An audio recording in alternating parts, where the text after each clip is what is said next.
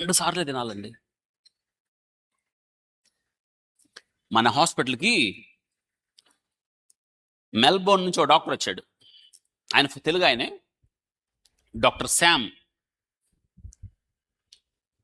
Nephrologist, kidney doctor. ఎందుకు వచ్చాడు తెలుసా? మన హాస్పిటల్లో 2 రోజులు ఉండటానికి వచ్చాడు, చుట్టానికి. సరే నాకు ఫోన్ చేశాడు, వచ్చాడు. మెల్బోర్న్లో ఉన్నప్పుడు ఫోన్ చేశాడు, ఆస్ట్రేలియా సెటిల్ అయిపోయాడు.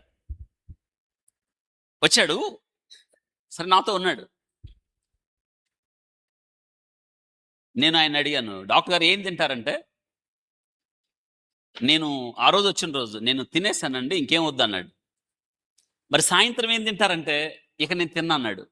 నేను ఆయన డైట్ గురించి అడిగాను, డాక్టర్ గారు ఏం తింటారంటే, OMAD 1 మీల్ ఏ డే, రోజు 9 తింటాను, ఈరోజు మళ్ళీ రేపు మార్నింగ్ 9 తింటాను. ఎంతకాలం నుంచి అంటే, for the fast 14 years. Age ఎంత తెలుసా ఆయనకి? ఆల్మోస్ట్ నాకు తెలిసి 50 to 53 ఉంటాయి. But he's looking like 25. చిట్కా, ఏజ్ రివర్సల్. వయసు తక్కువగా కనిపించాలని ఆశ ఎంతమందికి ఉంది? బయటికి చెప్పైన మనసులో అందరికి ఉంటుంది.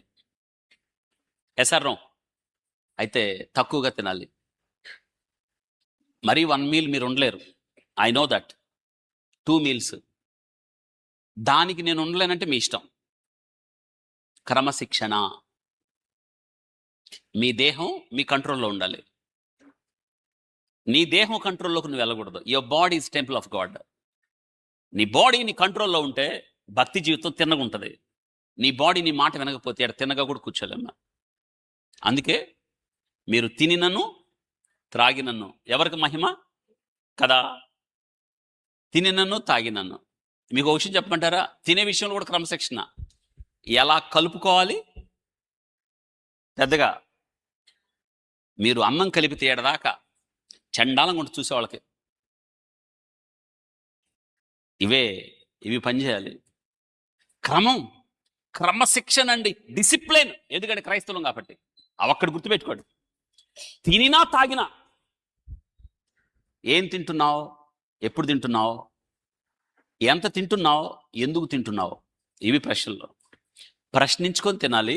ఒకవేళ ఎక్కువ తినాలంటే కత్తి ఆడబెట్టుకో, కిచెన్లో పరిగెత్తి కత్తి తెచ్చి టేబుల్ మీద పెట్టుకో. మీ ఇంటికి ఎవరైనా భోజనాన్ని పిలిచి కూడా అదే పని చేయి. ఉండు, ప్రార్థన చేసుకుందాం అని నేను ప్రార్థన చేయడానికి ముందు పరిగెత్తుకుని వెళ్ళి